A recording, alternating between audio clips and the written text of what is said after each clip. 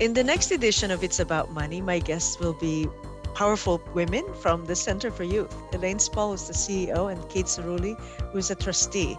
So join us for the next edition of It's About Money.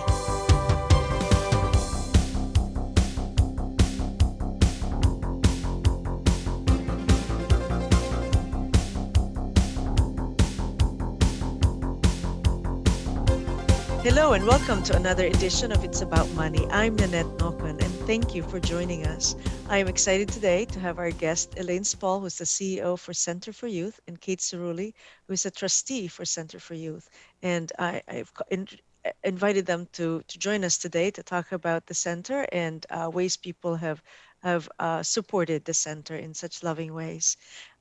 Elaine, tell us about your role at the Well, center. hello. It's so good to be with you. So, many years ago, and I thought it was going to be 3 years only, many years ago, a wonderful man named Walter Cooper called me. I was practicing law at Nixon Peabody, having a great time. And he said, "We need you to take over this small little agency, very small, very important work, providing home services." And I said, "Oh, I'm a fancy pants lawyer. I'm not going to do that." But I did do that. And 21 years later, I'm still here as the executive director. And the agency has grown from 1.75 million to over 11 million. And in some ways, that makes me sad that we got so big and had so many more programs, because it meant that our community was really struggling and our young people are struggling. So that first year, we served about 1,000 young people, and last year, 30,000. And I stand with the most amazing staff, board. Kate, of course, is one of them, and then just friends and supporters like you, Nina, who believe in the work that we're doing on behalf of young people. So we're here today to talk about the generosity and the gratitude we feel every day, and the multiple ways that people have blessed this agency, and therefore 30,000 young people. Kate, thank you, Elaine. Kate, talk to us about your engagement with the center and what made you choose to be a trustee, a board member. Well, as Lane shared with you before the show started, we've known each other for a very long time, and I worked with a group of committed women and men to try to start a crisis nursery in Rochester, New York, which we opened in 2006, and it's located behind Strong Hospital. And the crisis nursery allows people to drop their children off 24/7, no questions asked, no judgment, no blame, no shame, if they're having difficulty parenting. And we underestimated the need that the community would have. We had a child dropped within days of opening, and by 2010, we realized we needed help. And we needed to be with an organization that served children, because we thought there was a bigger family dynamic that we needed to be meeting the needs for. And we approached several organizations. We had thought Center for Youth was our home. I had approached Elaine before she started, and her story of her journey where she thought she'd be there 3 years. I think I talked to her 3 weeks after she started, and she said, "Kate, I just started." But now Center for Youth proudly is the only agency serving children from birth through their early 20s, and it is a continuum of services. So I came to the board when the Center for Youth and the crisis nurseries had an assetless merger. So we joined in 2010, 2011, 2012 over the course of a little while. So I assumed a board seat, and I've been there ever since. Oh, that's beautiful. Thank you. So, tell us about the mission, Elaine. You served 1,000 people, and then now 30,000, and you said there's a Yes. big need in the community. So, tell us about the mission. What is it that the center does for the young people in our community? So, we want people to understand that we have a unique place in this community, because everything we offer is voluntary, um, free, confidential, private, respectful. And while we love adults and parents and others, the kids, the children, the young people really are our target, and their voices. So the first executive director at the Center for Youth 51 years ago was 19. He was a young man from Brighton. The program started in Brighton. 19-year-old young man who said, "No one's listening to us. We're young, but we know what we want." And that youth voice has remained the center. We want to be barrier free, inclusive, and respectful with every single thing we do. So we do a lot of restorative work, because that's where voices can be heard. We find ourselves in a very unique position, because as life gets more chaotic and more difficult, people are walking away from these crisis services. As Kate said, nobody else is offering homeless services for young people.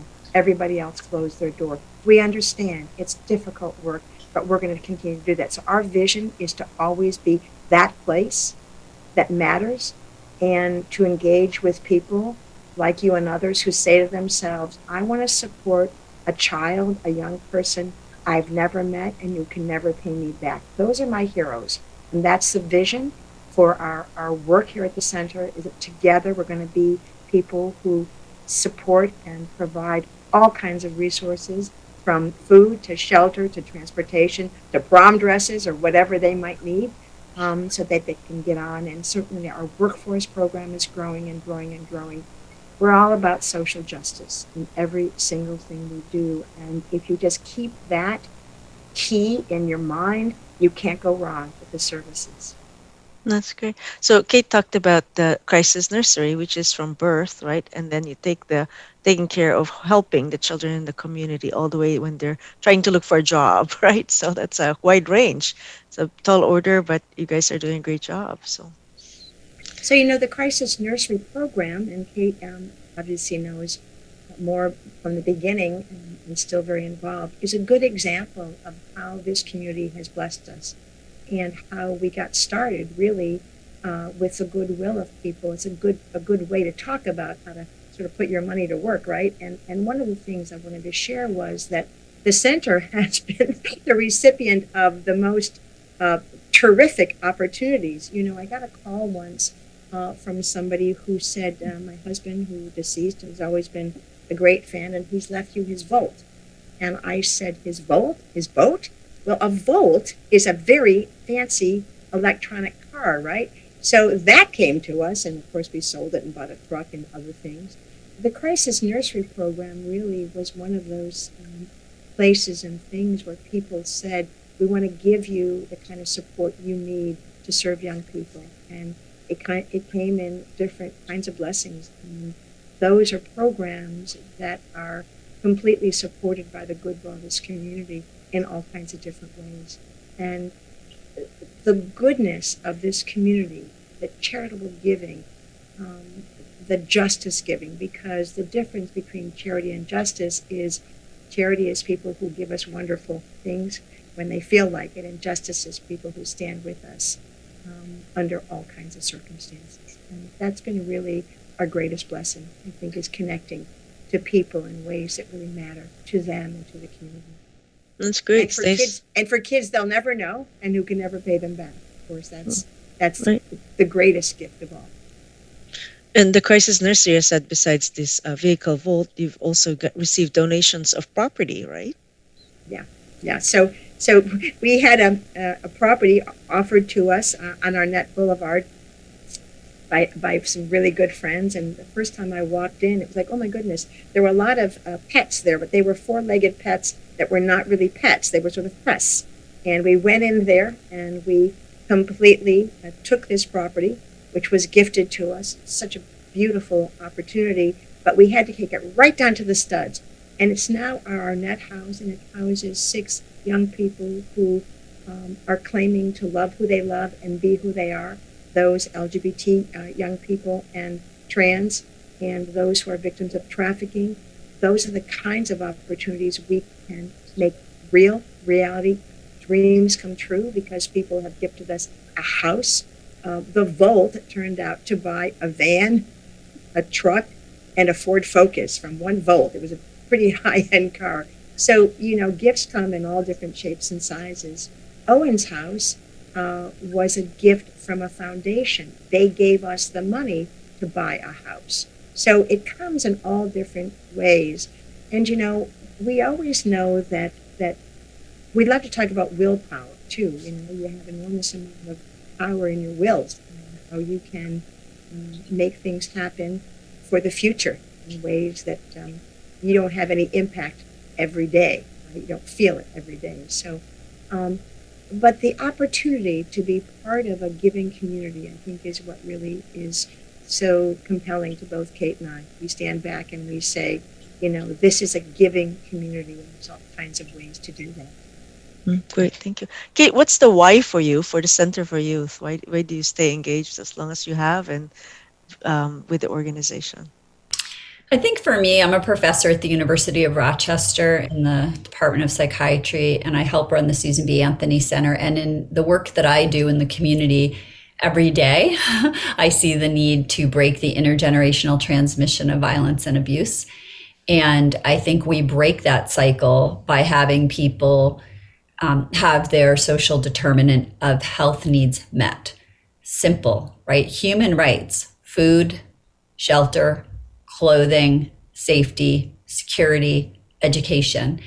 And I am committed to the Center for Youth because I believe it does a great job at meeting young people across the lifespan to emerging adults have their basic social determinants of health needs met in an environment that is supportive, safe, secure, and confidential unless they choose to share their story. And Elaine and the team, Val, Paul, and all the others working do a great job at the board meetings. We actually hear from the people who are receiving services if they choose to share their story.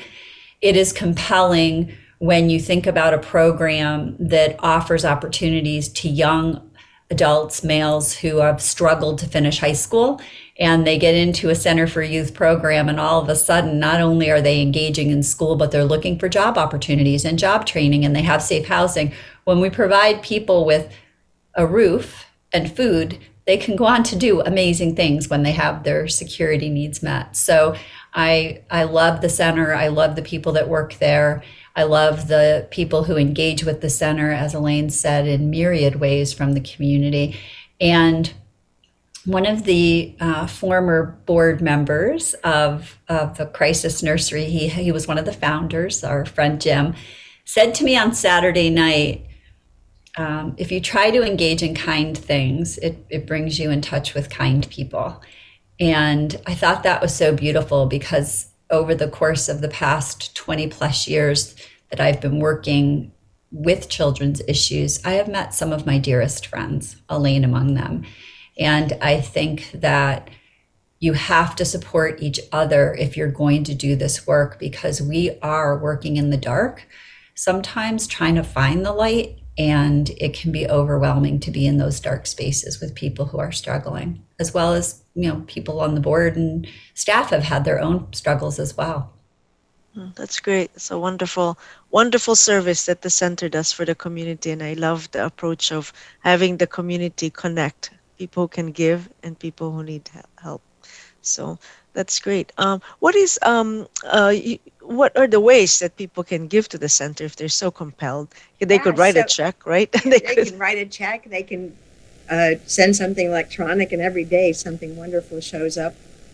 We had a session the other day. I went to a big company in town. And the young woman who started it has not turned 40. Is about to turn 40. Is very, very successful, and she and her colleagues did a walkathon and raised $25,000 for Fashion Week in the center, and then she and her husband matched it. So she gave me a check for $50,000. Of course, I wept immediately.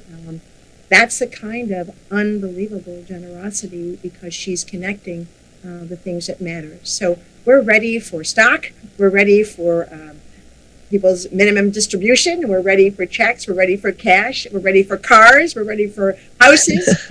We can take it all and make it work. And with people like, and Nanette, I want to just say again to you, my great friend and my great supporter, and she's now even coming to my kids' birthday parties.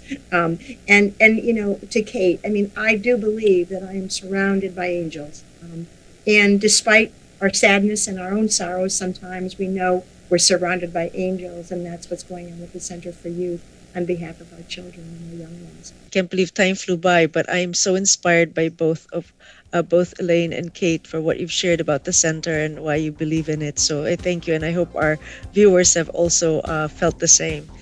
So thank you, Elaine, Spall. Thank you, Kate Cerulli, for joining us today, and to our guests, our viewers, thank you for joining us, and hope you watch it and tell people about the Center for Youth. Until next time, I'm Nanette Nocon.